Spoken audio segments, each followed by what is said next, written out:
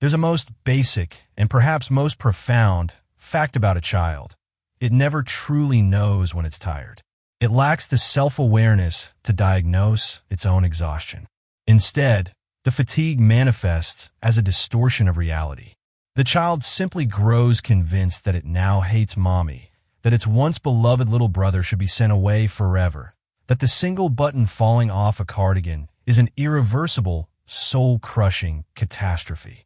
In that moment, its entire sense of self-respect can become bizarrely dependent on being allowed to perform some outrageous act like throwing the sharpest bread knife out of the window. The tantrum isn't really about the knife or the brother or the button.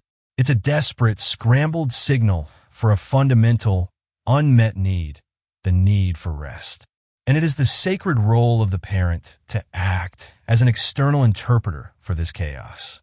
The wise parent looks past the surface-level drama, recognizes the true, culprit-overwhelming tiredness, and says, very gently but with the deep, unshakable conviction of a seasoned expert, enough. I see you. We need to get you to bed fast. Herein lies one of the great paradoxes of adulthood.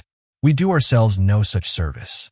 As we grow older, we accumulate responsibilities, knowledge, and skills, but we seem to lose that parental wisdom for ourselves. We pay no such heed to the simple, biological truths of how our bodies work, and more importantly, when our minds have quietly, without announcement, ceased to function rationally. We keep pushing, believing our willpower is an infinite resource. Imagine a typical day. Let's say it's past 7 p.m. now. The journey to this moment began long ago.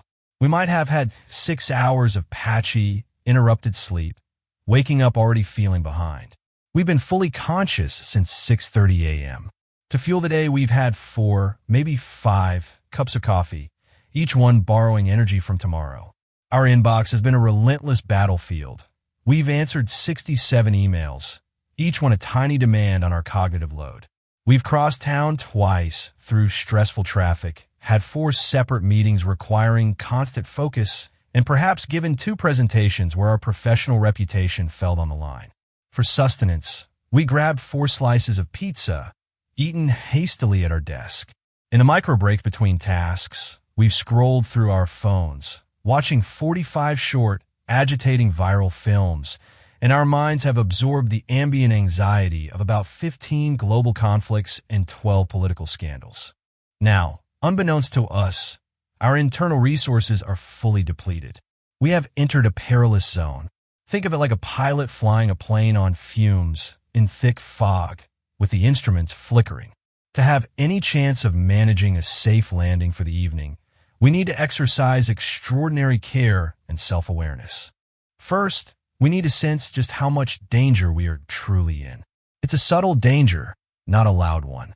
It's the danger of seeing only the idiocies and flaws of others, as opposed to the complex reasons and pressures that might have led them to act as they did. It's the danger of perceiving accidents as deliberate intentions.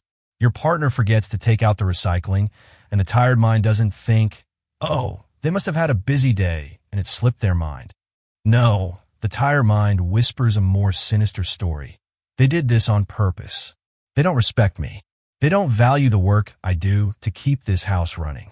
It's the danger of being drawn, almost magnetically, to wind up someone close to us to poke, to prod, to pick a small fight simply to find a target for the free-floating rage we feel at what the world in general has done to us all day. It's a desperate attempt to alleviate an internal pressure. And perhaps most insidiously, it's the danger of beginning to believe that shouting, just this once, might actually solve something. We are in danger of completely forgetting how much the day, with its 1,000 tiny cuts, has gradually depleted our sense of perspective. We might not have done anything visibly momentous or heroic. We haven't climbed a mountain or performed heart surgery. And that, in a way, is the core of the problem. Our exhaustion doesn't feel earned by a great, noble struggle. So we don't feel we have a right to be this tired. But what will wear us down, what will erode our happiness and our relationships in the end, will not be one big, obvious trauma. It will be many decades of these invisible, minor aggravations and the constant, low-grade friction of modern life. In this fragile state, our to-do list should be replaced by a must-not-do list. There's so much that we mustn't do right now. For example, we must not, under any circumstances, decide that this is the perfect moment to talk about the need to finally tidy the upstairs cupboard. We must not bring up the complex, emotionally charged topic of what we might do for the holidays. We must absolutely not ask a loaded question like, why do we no longer have any fun together? And dear God, do not pick this moment to go through the household finances. These conversations require patience, generosity, and goodwill resources we simply do not have at 7 p.m. on a Tuesday. We must learn to insist to our own passionate minds, which are screaming for resolution, that the mounting anger about the tiny chip in the wall, the mystery of the missing Scotch tape, or the specific, infuriating way our partner just said the word really must be about something else. It is a symptom, not the disease. And this, we must promise ourselves, we will address at another, calmer, more resource time. The next step is a courageous act of communication. We need to flag up to those we care about that though it may not be visible on our face, we have slipped into a hugely fragile state. This requires vulnerability. With a mild, perhaps weary smile, we can confess, I have to be honest, I think I've gone a bit mad from the day. My brain isn't working properly. In this way, we show our love not by engaging, but by strategically escaping. We show our commitment to the relationship by refusing to let our exhausted self harm it. So what is the solution? It is beautifully, profoundly simple. We need to give ourselves a long, warm bath or a quiet 10 minutes with a cup of herbal tea.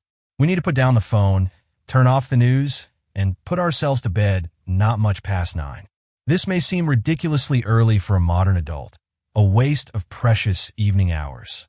But it is a very, very good time for an exhausted small bunny who's been anxiously hopping and twitching since just after dawn.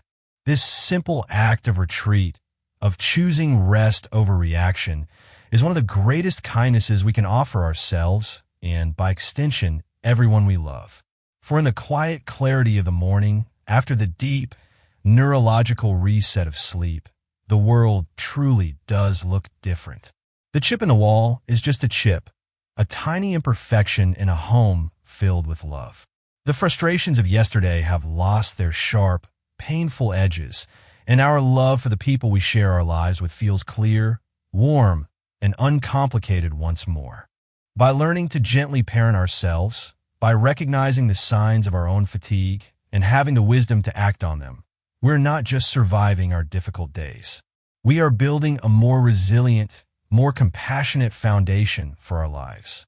We are ensuring that we can greet each new morning not as a depleted, irritable ghost of ourselves, but as the calm, kind, and loving person we truly are and want to be. As the wisest among us have been telling us from the very start, it will all seem so much more bearable in the morning. If these ideas about navigating our inner worlds with a little more wisdom and self-compassion resonated with you, and you'd like to continue exploring how to live more thoughtfully, please consider subscribing to our channel. We'd be honored to have you with us on the journey. Thank you for watching.